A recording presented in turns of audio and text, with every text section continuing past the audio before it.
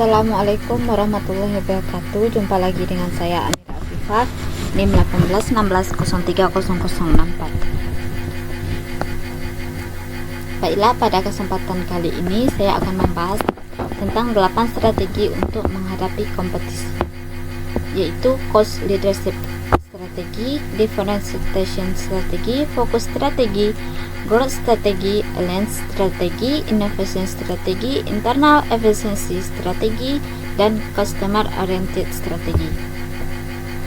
Yang pertama, cost leadership strategi atau strategi kepemimpinan biaya.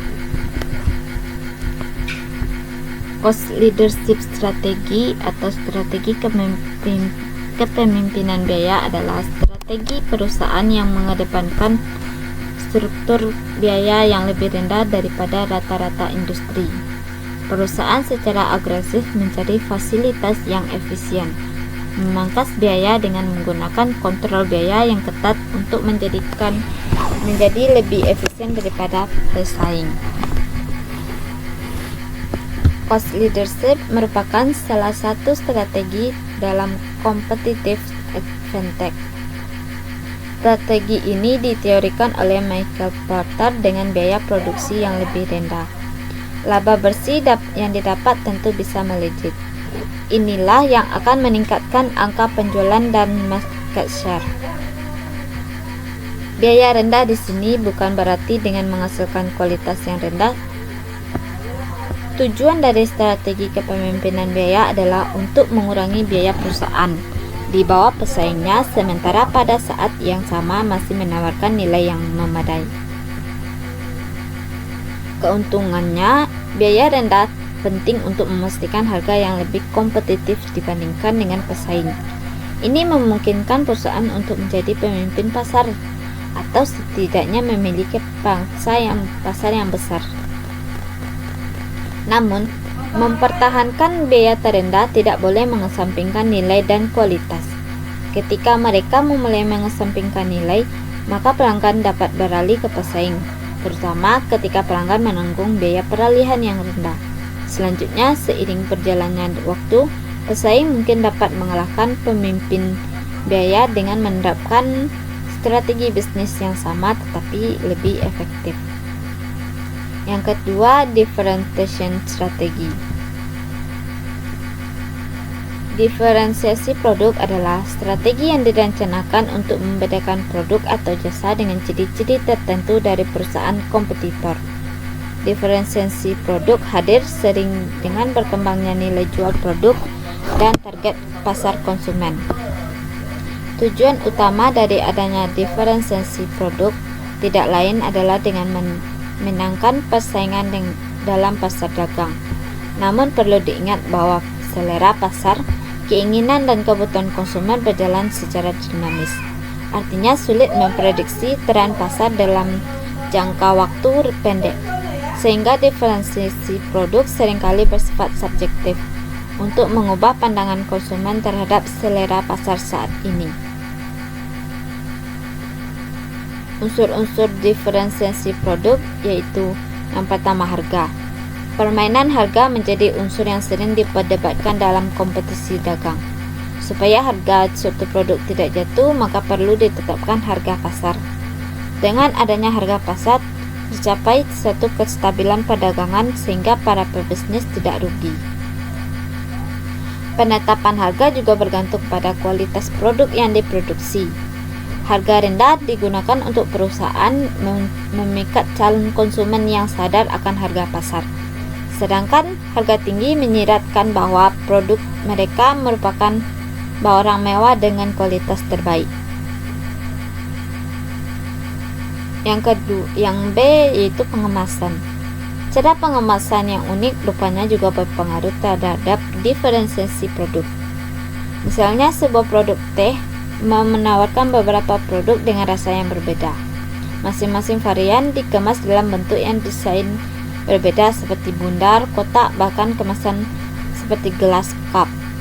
Bentuk pengemasan ini juga menambah daya jual produk sehingga menarik minat calon konsumen untuk membelinya. Selain itu, perusahaan juga harus memperhatikan teknik yang aman untuk beberapa jenis produk khusus, seperti coklat, es krim, cairan kimia, hingga produk kecantikan seperti produk sunscreen, parfum, dan lainnya. Produk mudah menguap, mencair, maupun meledak harus dikemas dengan kemasan khusus, sehingga isi produk tetap terjaga. Begitupun dengan produk kosmetik. Apakah lebih baik menggunakan pump atau dengan bottleneck? Yang C yaitu teknik pemasaran. Teknik pemasaran perusahaan lokal akan nampak berbeda dengan perusahaan asing, apalagi jika perusahaan tersebut baru menjajaki pasar dalam negeri. Contoh yang paling umum dari marketing perusahaan lokal adalah kampanye bahan-bahan asli dari petani lokal maupun menyatakan dukungannya terhadap masyarakat setempat. Pentingnya diferensiasi produk terhadap loyalitas konsumen. Dengan adanya diferensiasi produk dapat meningkatkan minat dan kepercayaan konsumen bahwa mereka lebih membutuhkan produk tersebut dibandingkan dengan produk lain. Tentunya minat konsumen tidak muncul begitu saja, maka dibutuhkan promosi aktif dari perusahaan supaya produknya dikenal oleh kalangan umum. Yang ketiga, fokus strategi atau strategi fokus. Fokus strategi atau strategi fokus mengacu pada strategi di mana perusahaan memilih pasar yang lebih sempit. Dengan memilih salah satu cara strategi, perusahaan dapat memberi nilai superior kepada pelanggan dan menghasilkan pengembalian di atas rata-rata. Fokus strategi digunakan untuk membangun keunggulan bersaing dalam suatu segmen pasar yang lebih sempit. Strategi jenis ini ditujukan untuk melayani kebutuhan konsumen opak-odet yang jumlahnya relatif lebih kecil dan pengembalian keputusannya untuk membeli relatif tidak dipengaruhi oleh harga. Yang keempat, growth strategi. Strategi yang dapat digunakan untuk mengelola ekspansi bisnis regional maupun global. Strategi melakukan pemasaran tidak hanya dengan web atau blog saja, melainkan juga dengan medsos. Membuka kesempatan kerjasama dengan perusahaan lain luar negeri. Manfaatnya dapat memperluas jangkauan pasarnya. Yang kelima, alliance strategi. Strategi yang merupakan hubungan formal antara dua perusahaan atau lebih. Dalam hal ini, home industry opak-odet dengan partner untuk mencapai tujuan yang disepakati bersama seperti pengembangan, memanufaktur ataupun menjual produk jasa. Atau strategi ini adanya riset bersama yang dilakukan dengan partner. Manfaatnya memperbaiki usaha-usaha riset dan pengembangan, memperbaiki kualitas dan memperluas akses pasar. Yang keenam, innovation strategi.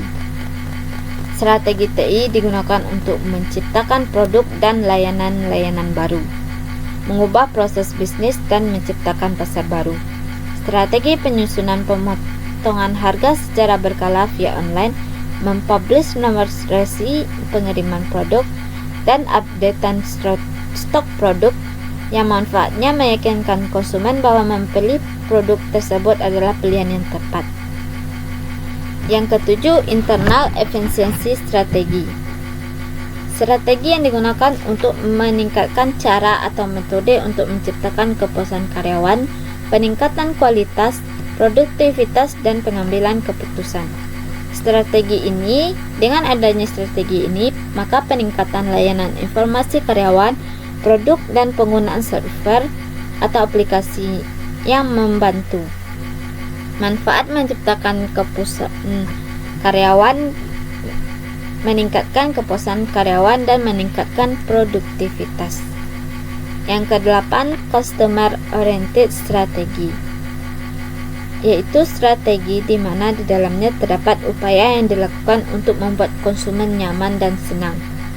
Strategi ini menyediakan layanan chatting secara personal, yang manfaatnya membentuk layanan konsumen menjadi situs resmi ataupun email. Sekian presentasi dari materi kali ini, semoga bermanfaat.